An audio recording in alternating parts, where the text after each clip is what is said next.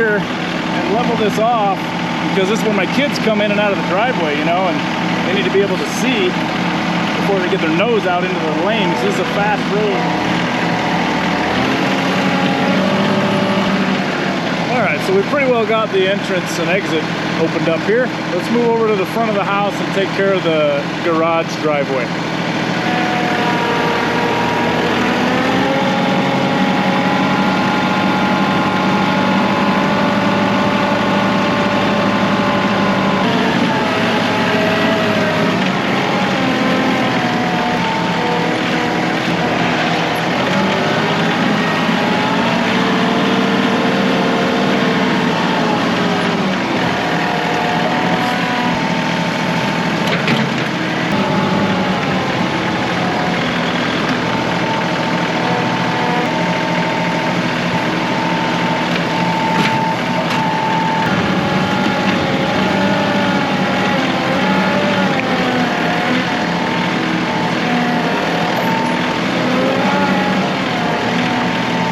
Get all this snow moved really far into the yard because of the slope that I have that goes down to the garage doors.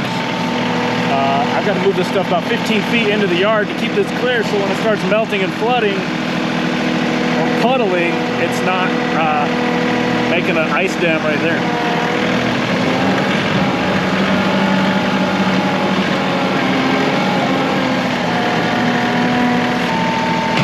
Once again, the snowblower is going to be an invaluable tool. So, I mean, it's going to be so much more efficient to just drive straight over the track that you need to clear, throw the snow away, and have a place to put all the snow. And this is pretty much the epitome of inefficiency.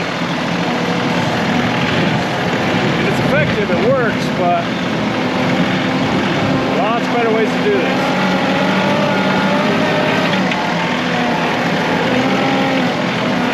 Now, I'm pretty set on having a rear-mounted snowblower for this tractor. I do love the idea of a front-mounted one, but there's the obvious disadvantages being having to disconnect it and reconnect it, which maybe isn't that big of a problem.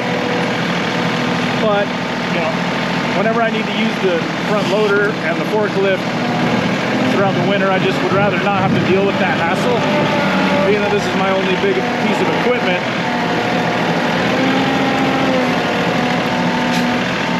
So, and also the expense of it. It's probably over twice as expensive as this thing. I don't know, it's probably $7,000. Versus the rear one should be $3,500, half the cost. And I just think having a rear mounted one's gonna be the way to go for me at first.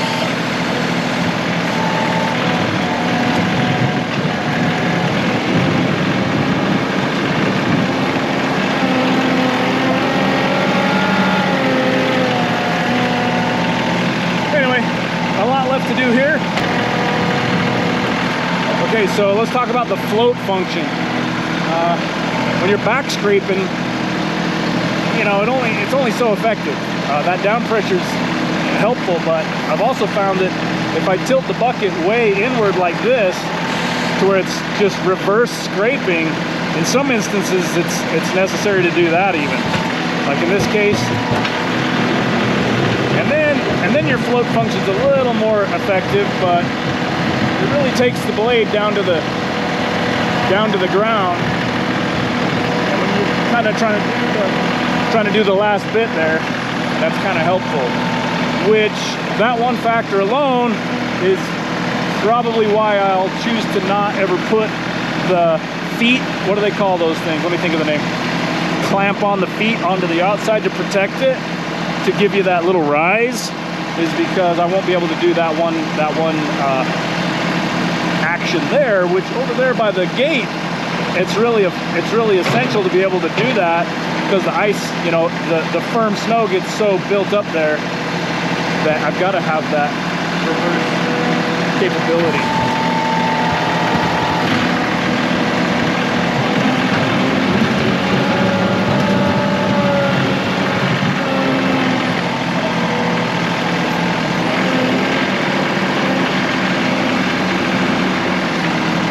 Right here, we're going to do it one more time here.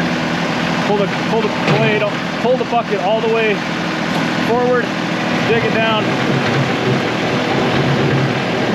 In float mode here, but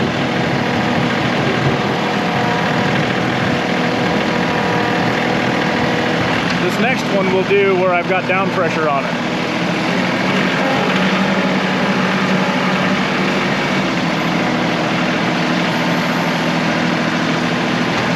But then you got to kind of finesse it, because otherwise you just lift your front wheels off the ground, and then it's also, you're not going anywhere.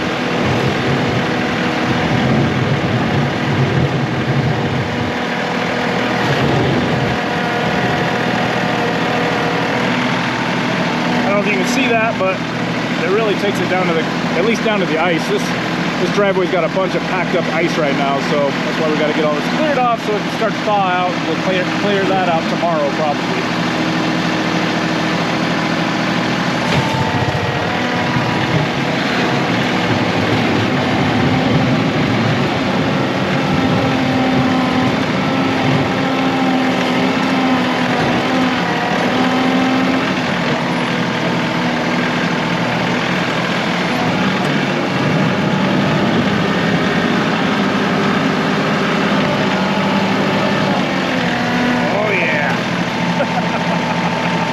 And then later we're going to go make the labyrinth through the yard with the snow thrower.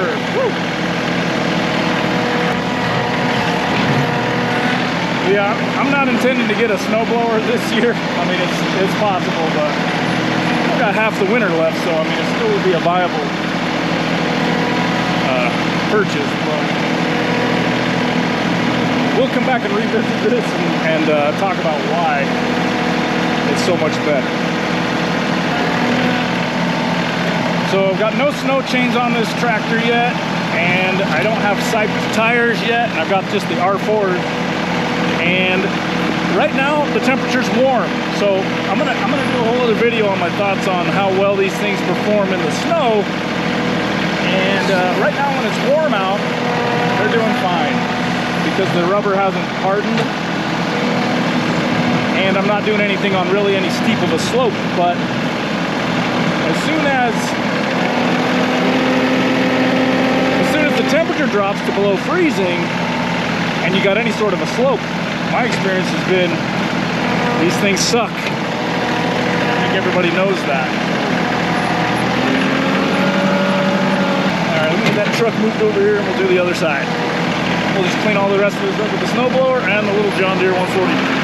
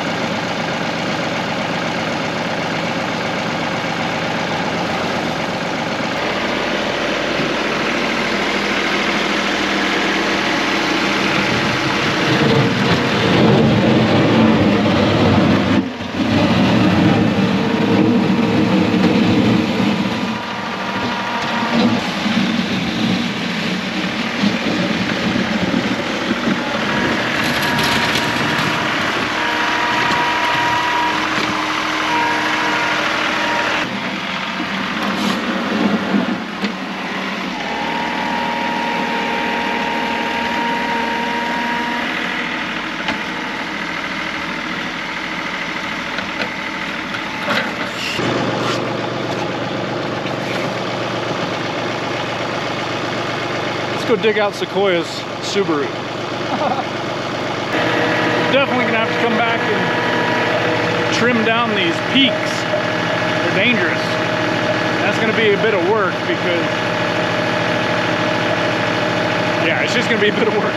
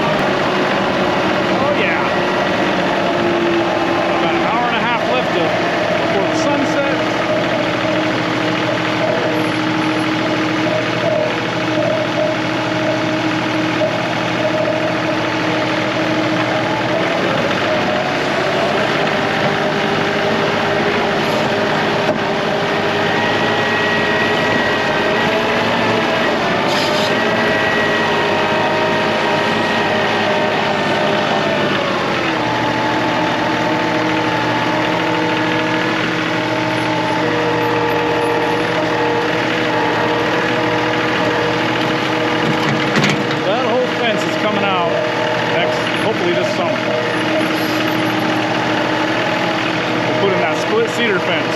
So pretty much that whole fence is caved in at this point, and it's all just wrecked anyway.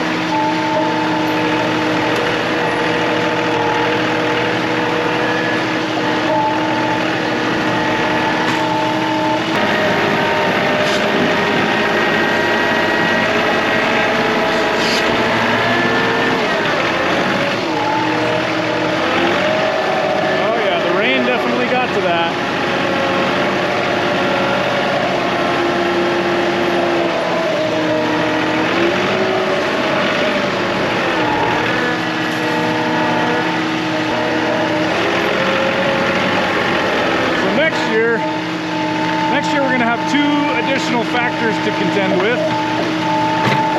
The new fence hopefully will be in, and we don't want to damage that. So stacking up a ton of snow up against it's not going to be advisable. Just a little bit probably. So that means all the snow is going to have to get pushed back there. So this spring I plan to clear out that big mound right there. That's all the soil and dirt and rocks and gravel from inside that barn. So we're going to sift that. I got to build a sifter. So that'll all be gone, and then we'll end up having to push snow that way. But the factor is, I mean, I do have some plans for that space. I'm not sure if I'll actually have what I want to build over there built by next spring, by next winter, probably not. So I think next winter will probably be safe to push all that snow into that space, but eventually that won't be an option either. So that's something to definitely contend with. So this over here is where the driveway is going to go up to the top of the property, and some of the farming operations up top. So we got to keep that clear, but yeah, it's going to be a trick, man, next season for sure.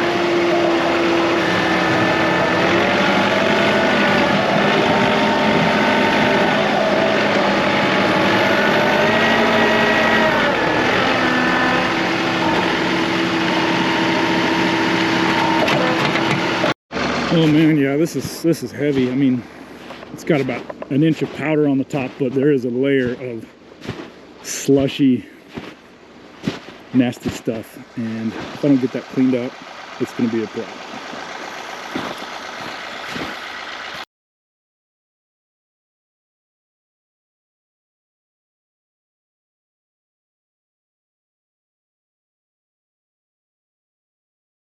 Well, we're only about an hour and a half in, not too bad.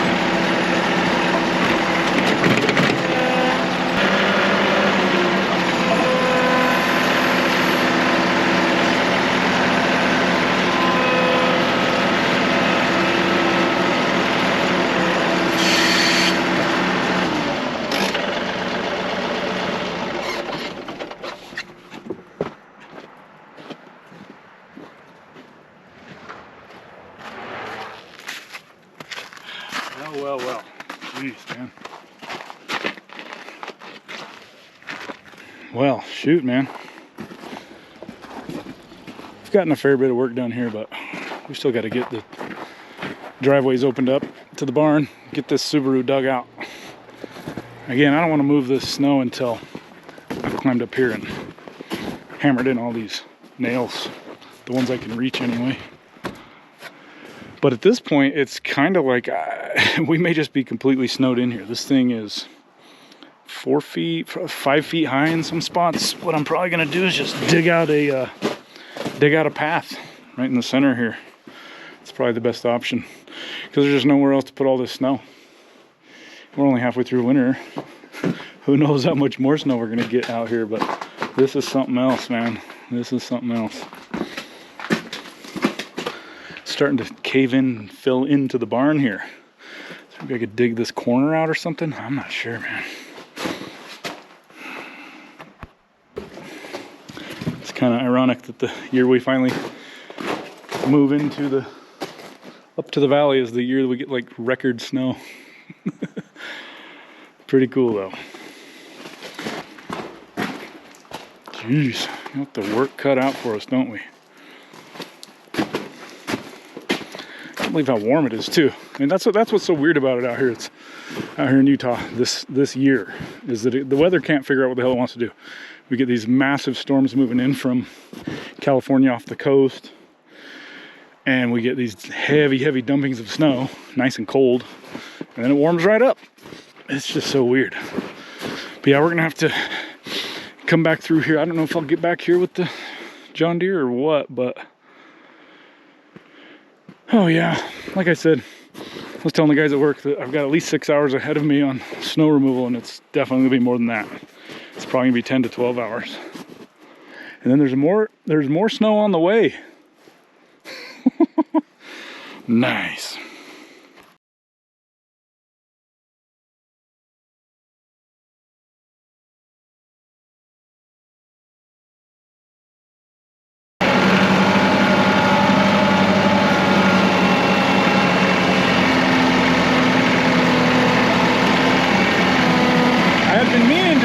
Leave this spot over here as an open pathway to get trucks through, but that's pretty much out of the question at this point. So we're just gonna end up filling in this whole pocket.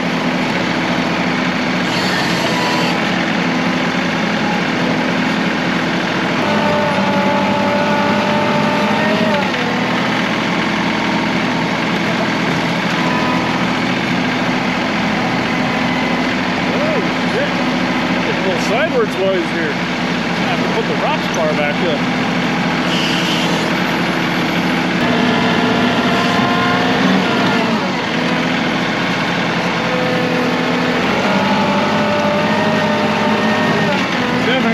Definitely going to be out here in the dark in the John Deere 140. Doing all that cleanup. I could probably leave it till tomorrow, but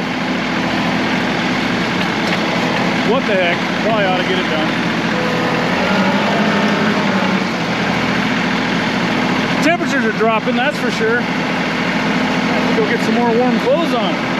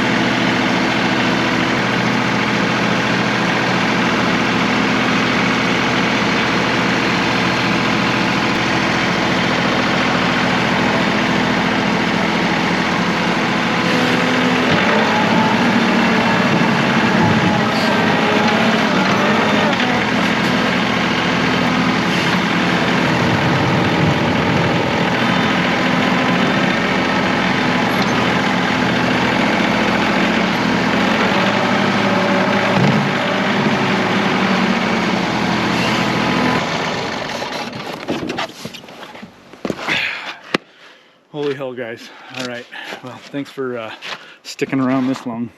We've accomplished quite a few tasks. We got the Tundra cleared out, ready to go for its appointment tomorrow. Got Sequoia's Subaru cleared out, made a space so I can bring the other black truck over here, park that tonight. I'm just gonna clear out this last little bit of the driveway over here and then make my way over to knock off those peaks off of the driveway entrances, and I'm gonna call it a night. There's plenty of work here to do tomorrow. We'll bring the little mini John Deere 140 out here tomorrow and kind of touch things up in preparation for the next storm. So this thing right here, man, it is an absolute beast.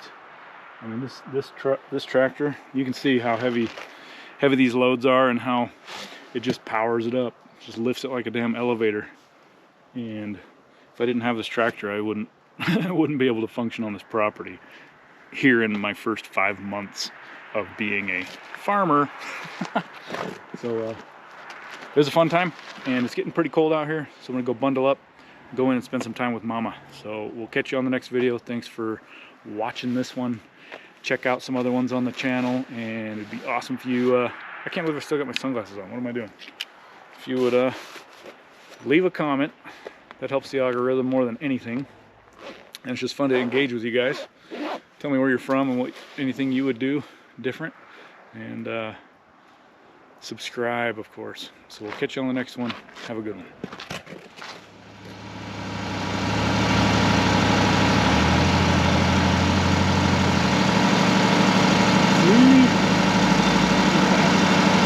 So it's kind of interesting, 61.2 hours, and it's in the regen. To do regen, it tells you if your RPMs are low, it tells you to raise the RPMs. And you get this little white light right here. I mean, I think that's a good feature. I don't know.